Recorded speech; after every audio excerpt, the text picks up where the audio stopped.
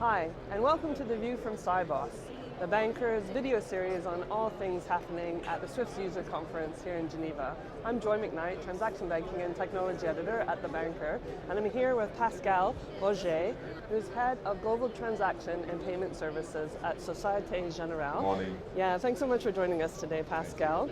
So last year in Singapore, you identified the hot topics as new entrants, security, real-time payments.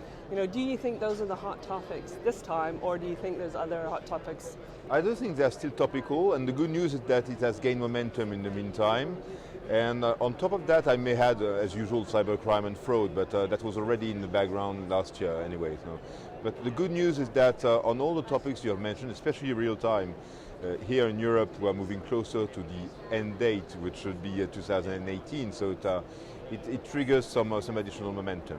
Okay, but what are the challenges for the community to move to real-time payments? The main challenge is that we are in Europe, and Europe is what? It's not the UK, it's not Australia, it's not all those countries that have already moved some years ago to faster payments or real-time payments, but where the community of banks was relatively limited. There we're speaking of 500 million customer base, highly fragmented countries. We all have our own CSM, so it's difficult to move towards a common goal. We experienced that with SEPA, but now it's an additional challenge for us because it's all the pan-European infrastructure which is at stake. And what about on the corporate side? How can they better manage intraday liquidity, for example? Corporate, I think, for me, it's not the most tricky part. When we are looking at the different segments that are, say, concerned by real-time payments, those are the ones who are the closest already to a real-time payment system. I think they already have tools to monitor on an intraday liquidity basis, and we just move those tools to an additional layer. And we can maybe plug on those tools some overlay services that can be charged. The good news for corporates is that you may still have an opportunity to charge a bit for the additional level of service. The most tricky issue is most the retail part, because in the retail parts there are huge client expectations, but they are not ready to pay. Okay.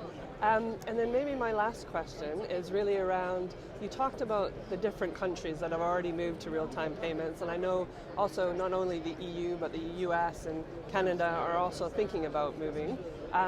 But at what point will we be able to bring these domestic systems together to have international real-time payments? Do you think that's a possibility?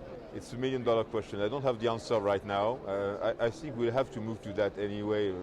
It took some time to move to that level. If you're drawing the parallel from the card business and the card industry, it took them decades to move to a real international interoperability.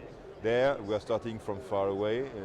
We already have to align our own domestic CSM. The good news is that when you're looking at Europe, still 90 to 95% of the payments are done domestically. So we still have time to move to a real pan world, let's say, totally international and global system, and that's why it's so important to have those discussions here in the forum of SWIFT, because SWIFT could be a good base to try to align the countries. And we did welcome the fact that they were accompanying Australia in their move to real time. We have been pushing them hard to be active on the European front, and we still hope that they will move on the European front. But that's the best way to align us as a community. Okay, great. Well, thank you very much, Pascal. I hope you have a great conference. Thank you. Thank you very much. Enjoy.